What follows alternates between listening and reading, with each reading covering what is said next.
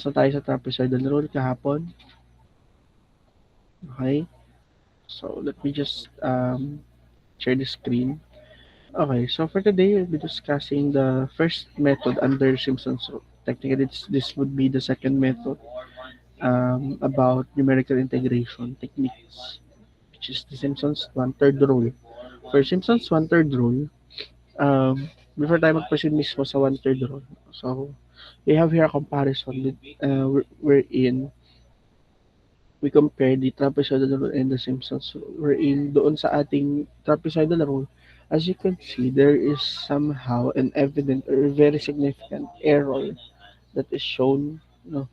So meron tayong discrepancy, malaking discrepancy na makikita, and you noticed it also yesterday when we discussed that specific topic or specific example. No, so medyo malaki yung naging discrepancy natin when we use the trapezoidal rule. So, nagiging trend lang is kapag tinataas natin yung value ng n or dinadamihan po natin yung number of trapezoids, mas nagiging accurate siya or mas lumalapit siya doon sa real value. No? So, that's for the baseline solution, which is yung ating trapezoidal rule. The more advanced solution relative to trapezoidal rule is yung tinatawag nating Simpson's rule. The Simpson's rule somehow, it's more of an approximation wherein yung error natin is very minimal. Mababa yung error natin. At the same time, mas, ano siya, mas, kumaga, mas, sabihin na natin mas advanced and mas convenient at some ways, no? Compared sa trapezoidal rule if we are to do the graphical approach using the trapezoidal rule. For Simpson's rule, it's subdivided into several specific rules denoted by different or various fractions. But for now, we'll be dealing with the first, not the first two, but two of the many fractions under Simpson's rule. So we'll be dealing with one third x. No. So for today, we'll be discussing Simpson's one third rule. Kita niyo ba? Okay. So for Simpson's one third rule, it is an expansion of trapezoidal rule. So it drastically increases the accuracy by using a second order polynomial to approximate the integral cross pairs of intervals. However, there would be a requirement or meron tayo ditong magiging let's say restriction. No? Dapat daw yung ating n na gagamitin is always even or must be even. So pwedeng 2, 4, 6, 8, 10 and so on and so on. So even po dapat yung number na ating um, n. Okay? So yun po yung strict rule when we are talking about or we are dealing with Simpson's rule. For the formula po of Simpson's rule, as you could see here, we have here integral of f of x dx. Actually, dapat meron ditong boundary bounded from a to b. No? So since it's pertaining to definite integral, wherein approximately it's equal to h over 3. I'll be using the laser. H over 3. Tandaan nyo yung kahapon. Sa trapezoidal naman, ginamit natin h over 2. Di ba? So, meron na agad difference. H over 3 multiplied to our outer boundary. First outer boundary to the leftmost. So, this is kung if you are to have an analogous comparison with regards to trapezoidal rule, this is our leftmost, leftmost base. No? So, ito yung leftmost boundary naman for the case of Simpson's rule.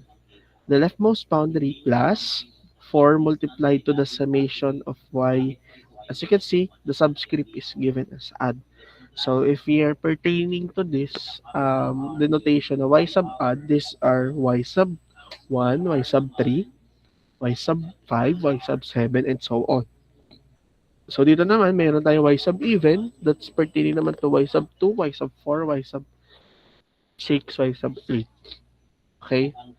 And lastly, we have here the y sub n. This is the last or the last value or last value of y, wherein it's denoted as the y sub kung anong value ng n natin. For example, we have n is equal to 10. 10 is an even number. So, ibig sabihin, one-third or Simpson's one-third rule is applicable for it. No. From this, we can say na magkakaroon tayo ng 11 sets of data. Okay? So, we have y sub 1 up to y sub 10. So, 10 yun. Tapos, meron pa tayo y sub 0. Kaya, 11 po siya. Okay? So, for the even and the odd, knowing that yung ating magiging outermost is 0, tapos yung 10, which is uneven also, we don't include y sub 10 dito sa y even. No? So, hindi nakasali yung mga outer boundaries. Okay? Hindi na po kasali. So, let's try it on our given example sa inyong module. Yan naman po ay present na sa inyong module. Ito siya. Okay. So, before we proceed with this one, let us evaluate po the true value or the real value of our given definite integral. So, the integral of 9x cubed minus 4x plus 3 over x dx evaluated from 1 to 6 would be solved conventionally. So, by conventional methods, we use the conventional formulas. So, we have here the integral of 9x cubed. So, magiging 9x to the 4 over 4 using the power rule minus 4x squared raised to over 2, I mean, plus derivative ng 3 over x is 3 ln x. Okay? Then, after that, we just need to simplify. So, magiging 2 na lang. Tapos, ito ay pwedeng gawin mo 9 over 4. Kaya, ito yung magiging ating definite integral. So, we evaluate it from 1 to 6. Okay, so when we evaluate definite integral, we substitute first the upper boundary doon sa ating given integral. Minus, substitute naman natin ang lower boundary. Evaluating this one, this will be cancelled kasi ln1 is 0. Tapos ito medyo malaking number to. You can directly substitute naman this on our calculator. Then it will give us an answer of 2849.125278. Okay, so this one is our real value or the true value natin. Okay, so let's try using the Simpson's rule to estimate the value of our definite integral. So using the Simpson's rule, we have here first things first is to find the value of h since meron tayo involved in h doon sa formula. H po natin is just the same. That's b minus a all over n. B natin is 6. That's the upper boundary. 1 natin is based from the lower boundary which is ito, nasa baba ng integral sign. There we have n on the denominator. N natin is 10, given naman po yung 10 as our n.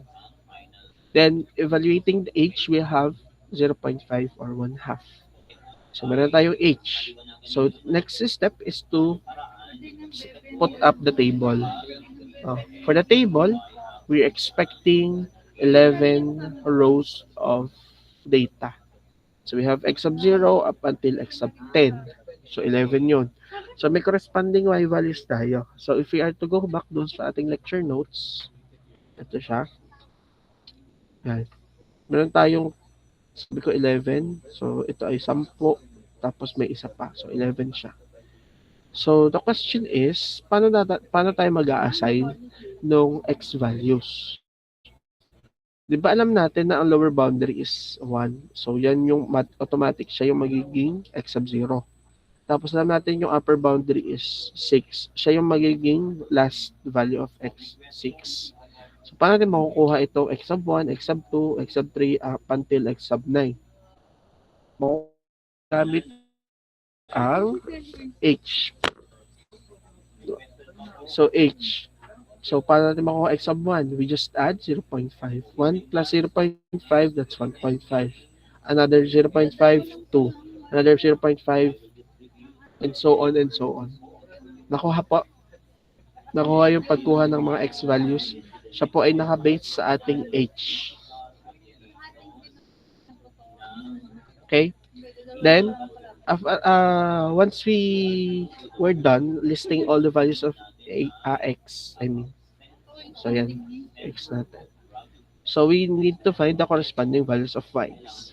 So, yung y natin, nakabase po siya. Saan siya nakabase? Let's use our calculator. Diba we have a formula? Let's say we have 1. Let's try 1. That's 9. X is 1. Cube. Dito tayo magbe-base sa original function. Minus 4 times 1 plus 3 over x or 1. So our answer is 8. No. So we verified that x corresponding y for x sub 0 is 8. Next, let's try some random. Let's try 4.5. So palitan natin ng 1 ng 4.5.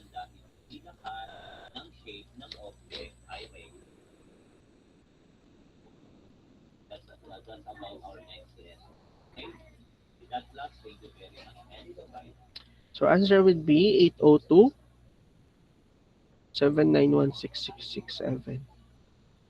Okay? So, yan. We verify that all the values na tinatry natin by random sampling is correct. So, rest assured that all the values here are all valid and correct. So, based on the formula, wait lang. Tapusin ko lang. Ha? Ano ba yun? May, saglit na lang. Saglit lang ha.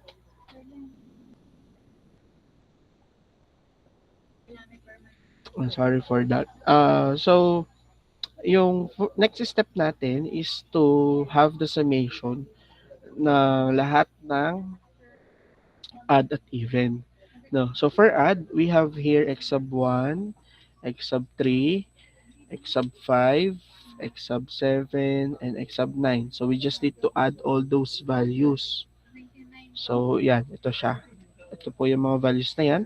Then yung magiging total niya, we need to take note of the total. Okay, to 809.644.265. Next, for the even naman, we'll be including yung x sub 2, x sub 4, x sub 6, x sub 8. No, so just like what I've mentioned earlier, we don't include the outer boundaries o yung x sub 0 at x sub 10. Okay? Hindi po natin isasali. Then from here, yan, yun yung pinag-add. We'll have the values of the summation ng even at odd. So ito ay ano ha, okay, malilito dito. Ito ay just the notation for the summation of the even and odd. Alright, y subscript. Y sub even events, y sub odd. No. So next step is we have already the values of the summation of odd and summation of even. Then we just need to directly substitute it with our formula. If you could remember, this is h over 3. H natin was computed to be 0.5 multiplied to y sub 0. Ang y sub 0 natin is the first y.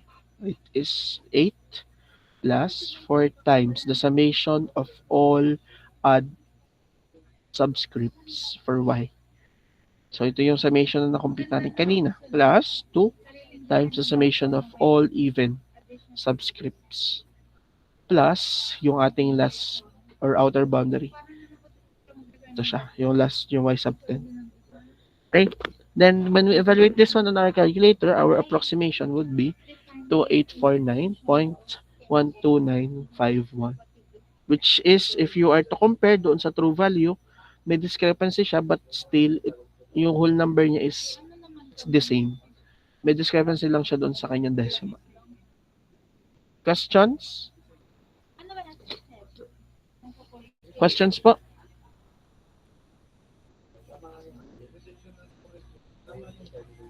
Do you have any questions? Gets po ang Simpsons 1/3? Gets? So by Thursday, we'll be discussing the last method. Technically, this would be the last meeting or our last meeting for numerical methods kasi yun na yung last topic natin. No? So later on, I'll be having a attendance check muna. But before that, let me give me some minute. Wait lang. Balik ako. I'll be conducting the attendance later after this.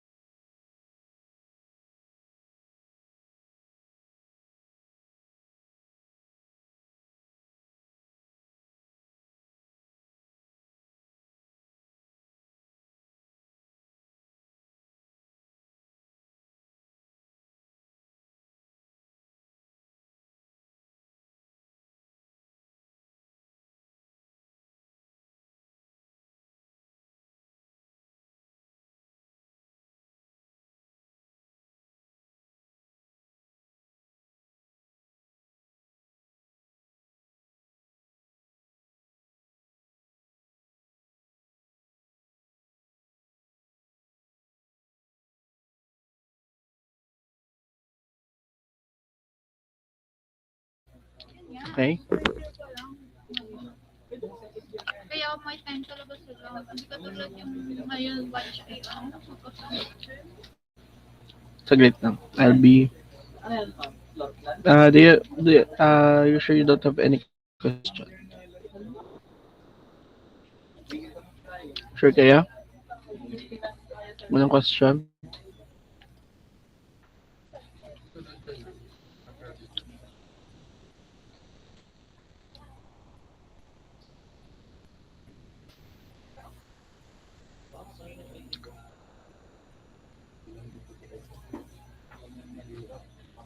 Okay. Africa. Wala sa Africa. Okay. Elvira. Present po. Balani. Present po. Bumagat. Present po. Kabalan. Present po. Carmona. Present po, sir. Tilio. Present po. Star. Present po.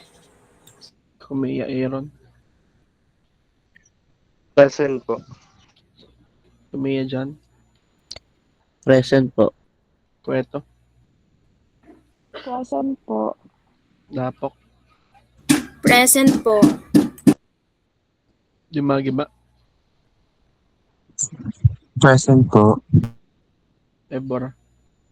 Present po. Spelita. Present po. Garcia. Present po. Heralde. Present po, sir. Himan. Present po. Lagan. Present po. Larisma. Present po. Leonida. Present po. Magbuhos. Present po. Malimtim. Present po. Malasigan.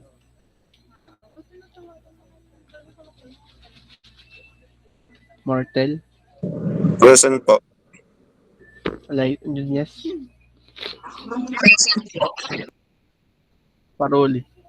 Present po, sir. Pedraza. Present po. Pelajo. Present po, sir. Ramos. Present po. Okay. Sichon. Present po, sir. Ampugao. Present po. Tan. Present po. Ano? Yun, sasakupin na tayo ng alien.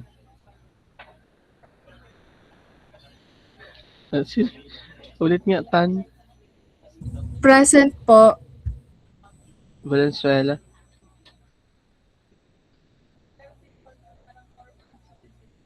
Valenzuela. Villela. Present po. Okay. Wala na po tayong question. Sure ha. Pag nagpa-quiz ako sa bus, dapat may sagot.